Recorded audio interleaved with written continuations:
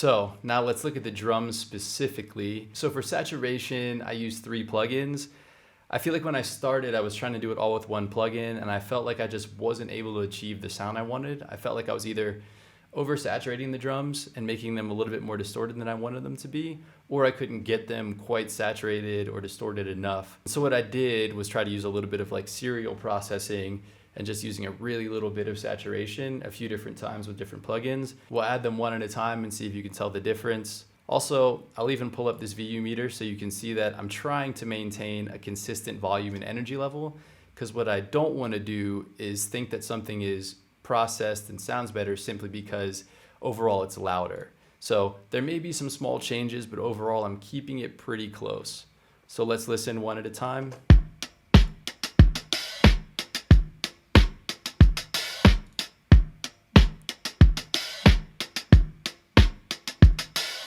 So you can see this overall volume level is staying the same.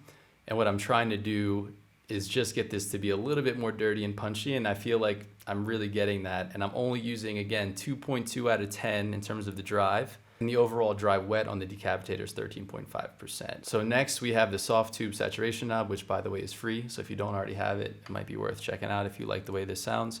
So again, up to the decapitator, and we're gonna add in the saturation knob. Let's listen.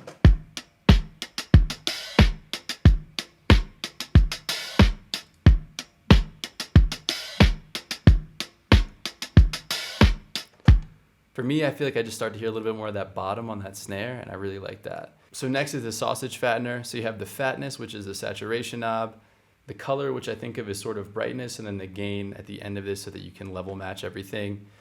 Again, very, very little. I'm using 4% of the fatness, 3% of the color. So let's listen before that.